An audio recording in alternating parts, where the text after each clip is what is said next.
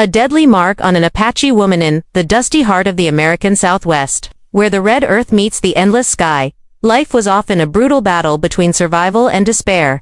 The year was 1882, and the frontier was still wild, a place where law was fragile and justice often depended on the sharp edge of a rifle or the will of a few determined souls.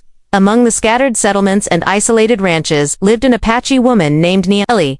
She was known among her people for her fierce spirit and deep connection to the land, a woman whose knowledge of the desert's secrets was unmatched. But in a time marked by hostility between settlers and native tribes, Naeli's fate had become perilous. One fateful day, Naeli found herself accused of a crime she did not commit, one that carried a death sentence. Rumors had spread that she had aided a group of Apache warriors in an attack on a nearby ranch, an act considered an unforgivable betrayal by the settlers. The settlers demanded retribution, and the local posse marked Naeli for death. The news spread like wildfire. Naeli's name became a symbol of fear and vengeance. But amid the looming threat, a lone rancher named Jacob Barrett stepped forward, defying the angry mob that called for her execution. Jacob was a man who knew the land and its people well, someone who had seen enough bloodshed to understand that justice was not always black and white. Jacob had met Naeli months before, under unlikely circumstances. She had saved his life after a rattlesnake bite during a solo cattle drive, using traditional Apache remedies to nurse him back to health. Since then, a cautious friendship had formed between the two, bridging a deep cultural divide. Now, Jacob was faced with an impossible choice: stand by and let a woman he had come to respect die unjustly, or risk everything by standing up to a hostile community thirsting for vengeance. The tension in the settlement was palpable. As the sun set, casting long shadows over the arid landscape, the posse gathered, torches in hand, ready to carry out their grim sentence. Jacob, armed with only his revolver and his unshakable conviction, rode out to confront them. The air was thick with danger and uncertainty. Jacob's voice rang out, clear and steady, demanding a fair trial and warning that he would not let Naeli be taken without cause. The posse sneered at him, their faces hard as the rocky ground beneath their boots. But Jacob's courage was not just bravado, it was fueled by the truth. He knew that Naeli was innocent, that she had been a victim of false accusations, born from fear and prejudice. This confrontation was just the beginning of a battle that would test the limits of justice, friendship, and humanity in a land where survival often meant choosing sides in a fight that felt bigger than any one person. As night fell, the story of Naeli and Jacob became a spark of hope in a harsh world. A tale of unlikely allies standing together against hatred and violence. The weight of prejudice and the fight for justice. The desert night was cold, even in summer. Under a sky pinpricked with stars, the small settlement remained restless. The flickering torches of the posse illuminated faces set with anger and resolve, their voices low but charged with the promise of swift punishment. For them, Naeli's fate was sealed. She was a symbol of a threat that had haunted the frontier for years, and their thirst for revenge was unyielding. Jacob Barrett sat beside the fire outside his modest ranch house, the embers casting a warm glow on his weathered face. His thoughts churned like the restless winds sweeping across the plains. He knew the dangers of standing against the posse. In this harsh land, defiance could quickly turn deadly, especially when it meant defending a woman many considered an enemy. But Jacob's conviction was stronger than fear. He remembered the day he first met Naeli, a day etched deep into his memory. He had been driving cattle alone, miles from the nearest settlement, when he felt the sharp sting of a rattlesnake's bite. Paralyzed by the venom, he collapsed, certain his fate was sealed. Hours later, Naeli appeared, silent as a shadow, carrying with her a small bundle of herbs. Without hesitation, she treated his wound with ancient remedies passed down through generations. Her hands moved with a steady grace, the quiet confidence of someone who knew the land intimately. She saved his life, and in that moment, an unspoken bond formed between two souls from worlds apart. Jacob had seen the prejudice that fueled the settlers' hatred of the Apache people. Stories of raids, betrayals, and bloodshed were told around campfires, but rarely was the truth complicated and often painful heard. The settlers saw Naeli as a threat simply because of who she was, and that made her vulnerable to false accusations. Now, as he faced the angry crowd, Jacob understood that saving Naeli meant challenging not only their fear but the deep-rooted prejudices that defined the frontier. Word of Jacob's stand spread quickly, stirring unrest among the settlers. Many called him a traitor, a man who had lost his mind or his loyalty. Yet others, though silent, admired his courage. Nayeli, too, was caught in a storm of emotions. Fear clung to her like the desert dust, but so did a fragile hope. She had lived through violence and loss, yet she had never felt truly protected by the law or the people around her. Jacob's defiance was a beacon in a world that had grown too dark. Despite the growing hostility, Jacob worked tirelessly to find evidence that would prove Naheli's innocence. He spoke with Apache elders and settlers alike, piecing together the events leading to the attack on the ranch that had sparked the accusations. Slowly, a different story emerged, one of misunderstanding, misdirection, and a conspiracy that sought to use Nayeli as a scapegoat. The tension between the two communities escalated. Rumors and threats flew, and the line between justice and revenge blurred dangerously. Jacob knew that if he failed, Naheli's life would be forfeit, and the fragile hope for peace would shatter. One evening, as the sun dipped below the horizon, Jacob and Nayeli met beneath a sprawling mesquite tree on the edge of the settlement. Their eyes met not with words, but with a shared understanding of the peril they faced. "Nobody wants to listen to the truth," Nayeli whispered, her voice steady but tinged with sadness. "They want someone to blame, someone to punish. That's how this land has always been." Jacob nodded, feeling the weight of the moment. "Then we have to make them listen, no matter what it takes." Together, they began to plan how to reveal the truth and challenge the harsh verdict hanging over Nayeli's head. It was a dangerous path, one that would test their courage, trust, and the limits of what justice could mean on the frontier. But in the heart of the desert, under a sky full of stars, a small flame of hope burned brighter than ever. Allies in unexpected places. The early morning sun broke over the horizon, painting the desert in hues of gold and amber. The settlement was waking slowly, its inhabitants still wary after the previous night's tensions. Jacob Barrett stood outside his ranch, sharpening his rifle's edge. Every movement was deliberate, every breath measured. The weight of what was to come pressed heavily on him.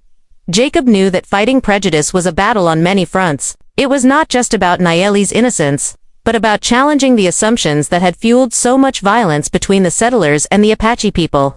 He realized that if he were to succeed, he couldn't do it alone.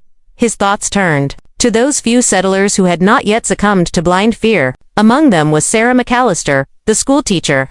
She was a woman of quiet strength and sharp intellect, who had long questioned the wisdom of the endless cycle of violence.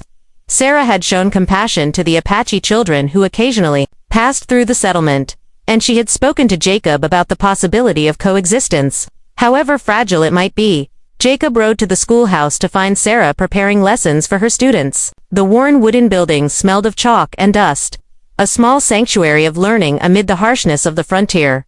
"Sarah," Jacob greeted her, his voice low but urgent.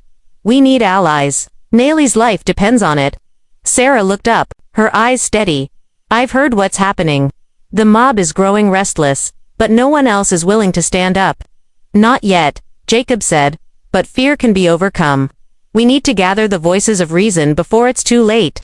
Together, they began to draft a plan to bring the community together. They would call for a meeting in the town hall, a chance to air grievances and listen to the truth. It was a bold move, one that risked igniting violence, but Jacob and Sarah believed it was the only path forward. Meanwhile, Nayeli was not idle. Though confined by suspicion and whispers, she reached out to her people, seeking support from the Apache elders who still lived in the nearby mountains. Their wisdom and knowledge of the land could provide the key to proving her innocence. One evening, under the cloak of darkness, a messenger arrived at Jacob's ranch with news. A group of Apache warriors and elders were willing to come to the settlement, not for battle, but for peace. This gesture was unprecedented. The memory of bloodshed still haunted both sides, but hope flickered in the possibility of dialogue. The night before the town hall meeting, Jacob, Sarah, and Nayeli sat together by the fire. The crackling flames cast dancing shadows on their faces. "We have to be honest," Sarah said softly. "The settlers fear what they don't understand. If we can show them that Nayeli is not their enemy, that the Apache are not all the same, maybe they'll listen." Nayeli nodded. "I want peace. But I know the wounds run deep. It will take more than words." Jacob placed a hand on Nayeli's shoulder. "We'll find a way." Together. The next day, the town hall filled with an uneasy crowd. Some came out of curiosity, others with hostility burning in their eyes. The air was thick with anticipation as Jacob called the meeting to order. One by one, voices spoke, some fueled by anger, others by pain, but a few by hope. Nayeli's Apache supporters shared their perspective, recounting the events of the attack and the false accusations. Sarah spoke eloquently about the need for justice based on truth, not fear. She challenged the settlers to see beyond their prejudices and consider the possibility of coexistence. Jacob presented the evidence he had gathered: testimonies, contradictions in the accusations, and signs of a conspiracy that had sought to exploit fear for personal gain. The room was divided, but the seed of doubt had been planted. As the meeting adjourned, Jacob felt a cautious optimism. The road ahead was uncertain, but the first step toward justice had been taken. Shadows of conspiracy. The town hall meeting left the settlement buzzing with tension and uncertainty. Some settlers whispered in corners, grappling with the new truths that challenged their long-held fears.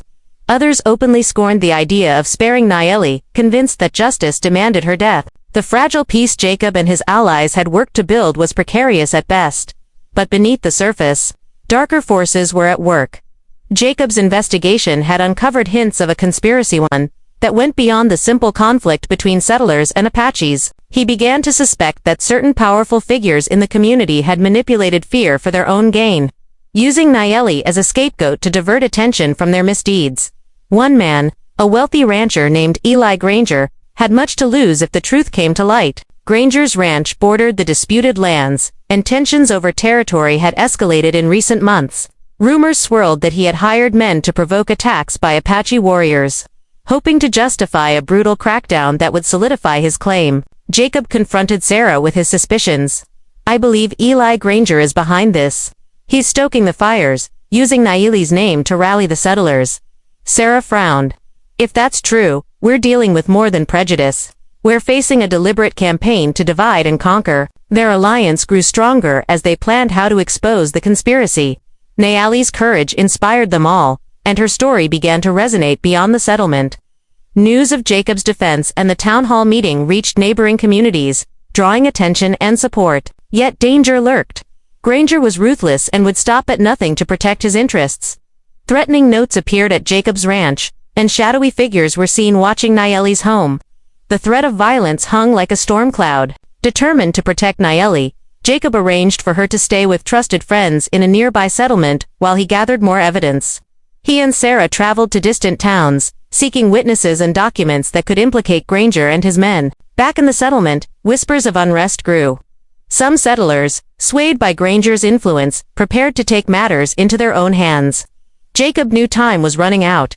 One night, under a sliver of moonlight, Jacob met with an Apache elder, named Tawa, who had journeyed from the mountains to offer wisdom and support. "Tawa," Jacob began, "we need your people's help to prove Nayeli's innocence and stop this violence." The elder's eyes shone with ancient knowledge. "The land remembers. The truth will rise, but it must be spoken carefully. We will stand with you." Together, they forged a plan to bring the conspiracy into the light during the upcoming trial scheduled in just a few days. The courtroom was filled with tension on the day of the trial. The judge, a stern man, unfamiliar with the complexities of the frontier, listened as Jacob presented the evidence: testimonies from witnesses who had seen Granger's men provoking conflicts, letters that revealed plans to incite violence, and the inconsistencies in the accusations against Nayeli. Nayeli herself spoke, her voice steady as she told her story. Not just of the attack, but of her desire for peace and justice. Slowly, the courtroom shifted. The black and white narrative of villain and victim began to dissolve into shades of truth and complexity. Granger's face darkened as the evidence mounted. His allies muttered under their breath, their grip on power slipping. In the end, the judge ruled that there was insufficient evidence to condemn Nayeli. She was freed, but the wounds in the community remained deep. Jacob and Nayeli emerged from the courthouse into a world still uncertain, but with the hope that justice had prevailed. The price of freedom. The verdict reverberated through the settlement like a sudden thunderclap. Nayeli was free. The noose of death that had once seemed inevitable was cut loose. But freedom, Jacob knew, came at a steep cost. The settlers were divided. Some cheered the decision, grateful for justice and the chance to move past hatred. Others seethed with resentment, convinced that mercy was a weakness that would only invite further conflict. The rift between communities remained raw and fragile. For Nayeli, freedom was bittersweet. She was no longer marked for death, but the scars of suspicion and fear lingered. Many would still see her as an outsider, an enemy to be watched. She had to navigate a world that was both familiar and forever changed. Jacob remained steadfast by her side. A protector and friend in a land where allies were rare and true trust even rarer. He understood that their fight was far from over. Together, they worked to heal wounds both visible and unseen. Jacob reached out to settlers willing to listen, sharing stories of the Apache people's rich culture and history, hoping to build bridges where once there were only walls. Nayeli, too, took on a new role not just as a survivor, but as a voice for peace and understanding. She taught the children of both communities about the land, the plants, and the traditions that had sustained her people for generations. Through these small acts, she sowed seeds of hope, yet beneath the surface, danger still lurked. Eli Granger had not disappeared. His influence in the region remained strong. While the court had stripped him of immediate power over Nayeli's fate, his thirst for control and vengeance burned hotter than ever. One evening, Jacob received a warning from a trusted source. Granger was planning a strike to intimidate those who opposed him. It was a move to remind everyone who truly held power in the region. Jacob and Nayeli knew they had to act quickly. They called a meeting with the settlers and Apache leaders willing to stand against Granger's tyranny. The room was filled with tension and determination. It was a moment to decide whether to continue the cycle of violence or forge a new path. "We have the power to choose," Jacob said firmly. "To protect our homes and each other. Not through bloodshed, but through unity." Nayeli nodded. "We must be strong together. The land is big enough for all of us, but only if we respect one another." That night, a plan was set in motion. Men and women from both communities took turns watching over the settlement, ready to stand guard and protect their neighbors. When Granger's hired men came under the cover of darkness, they were met with determined resistance. The confrontation was tense but brief, ending with the retreat of Granger's forces. The message was clear. The people were no longer willing to be pawns in a game of fear and control. The victory was symbolic but significant. It marked a turning point in the struggle for justice and peace. In the days that followed, Jacob and Nayeli found moments of quiet amid the chaos. They walked the land together, feeling its enduring strength beneath their feet. "It's not just about survival," Nayeli said softly. "It's about living with honor, with respect." Jacob smiled. "And sometimes, that means fighting not just for ourselves, but for a better future." Their story became a beacon not just for the settlement, but for a wider world hungry for hope, healing the land and hearts after the confrontation that sent Granger's men retreating. A cautious calm settled over the settlement. The people, once divided and suspicious, began to glimpse the possibility of something new. Hope.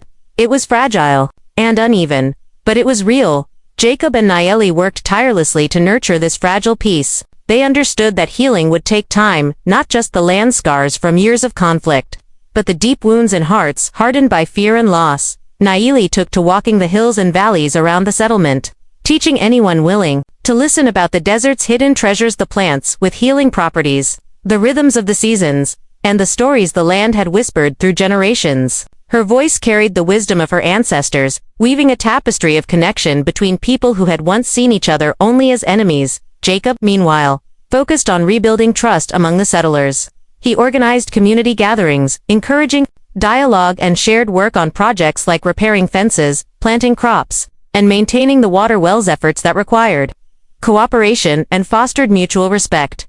The children became the most hopeful sign of change. Apache and settler children played together openly, their laughter a rare and beautiful sound that echoed across the dusty plains.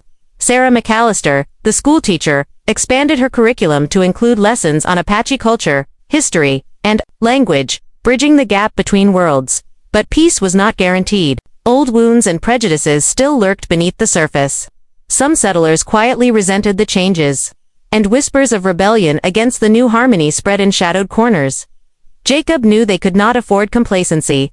One afternoon, while surveying the land near a dry riverbed, Jacob and Nayeli stumbled upon signs of recent sabotage, damaged irrigation channels and trampled crops. It was clear that someone was trying to undermine the fragile peace they had built. The realization hit hard. Not everyone wanted coexistence. Determined to uncover the culprits, Jacob and Nayeli followed the clues, leading them to a small group of disgruntled settlers. These men and women feared losing their power and status in the changing community and sought to ignite old conflicts to regain control. Confronting them was difficult, but Jacob and Nayeli chose dialogue over violence. They listened to their fears and grievances and challenged them to see the damage their actions caused not just to others but to themselves and the future of the settlement. The conversations were painful and slow, but some hearts softened. Meanwhile, the Apache elders continued their support, guiding the community with wisdom rooted in centuries of resilience and survival. Their presence was a steadying force, reminding everyone that the land belonged to no one and everyone at the same time. As seasons changed, the settlement transformed. What had once been a place of fear and suspicion began to thrive as a community, bound by respect and cooperation. One evening, as the sun dipped below the horizon, Jacob and Nayeli stood together atop a rocky outcrop overlooking the land they had fought to protect. "We've come far," Jacob said quietly. Nayeli smiled, her eyes reflecting the fading light. "But the journey is not over. Healing is a river, always flowing, never finished." Jacob nodded. "Then we'll keep walking it together." Their story, born from the struggle for survival and justice, became a testament to the power of courage, friendship, and the unyielding hope for a better tomorrow. A legacy carved in stone and spirit years passed since the day Nayeli's life was spared, and the frontier settlement slowly grew into a place where hope was no longer a fragile dream but a living reality. The wounds of the past still lingered, but they were no longer chains that bound the community. Instead, they became lessons etched deeply into the land and the hearts of those who lived there. Jacob Barrett and Nayeli stood side by side. Their bond forged through hardship, courage, and an unyielding commitment to justice. Together, they had defied hatred and fear, standing as a testament to the power of compassion and the possibility of peace in a world marked by violence. The settlement, once fractured by mistrust, had become a mosaic of cultures and stories. Apache traditions were respected and honored alongside settler customs. The schoolhouse, once a simple building of chalk and dust, had grown into a vibrant center of learning, where children of all backgrounds shared stories, languages, and dreams. Nayeli's role as a teacher and healer had blossomed. She was no longer just a survivor, marked for death. She was a leader, a bridge between worlds. Her knowledge of the land, the plants, and the stories of her ancestors enriched the community, reminding everyone that the earth beneath their feet held wisdom older than any conflict. Jacob continued to serve as a protector and mediator, his steady hand guiding the settlement through challenges with patience and fairness. His friendship with Nayeli was a symbol that even the deepest divides could be bridged through trust and understanding. But the true legacy of their struggle was more than their survival. It was the way they inspired others. Their story traveled beyond the dusty plains, reaching ears eager for change in a time when the West was still being shaped by the clash of cultures and ambitions. Visitors came seeking the settlement where justice had triumphed over vengeance, where a rancher had stood alone to defend a woman many had written off as lost. Their tale was told around campfires and in town halls, becoming a beacon for those fighting for peace and equality in their own corners of the world. One spring morning, as wildflowers bloomed across the red earth, Jacob and Nayeli gathered with friends and neighbors beneath the sprawling mesquite tree, the same tree where they had first pledged to stand together. The community came together to carve a simple stone monument, not to glorify victory or revenge, but to honor the spirit of courage, justice, and unity that had saved a life and transformed a land. The inscription was humble but powerful. "Here stands the courage to choose peace, the strength to defy hatred, and the hope for a future where all belong." As the sun set, casting long shadows over the desert, Jacob and Nayeli stood hand in hand, looking out over the land that had tested them so fiercely and yet had given them a chance to rewrite its story. Nayeli spoke softly. "Our journey was never just about me or you. It was about all of us, the land, the people, the future." Jacob squeezed her hand. "And it's a story worth telling, again and again." In the silence that followed, the wind carried their words across the plains, a whisper of hope for generations yet to come.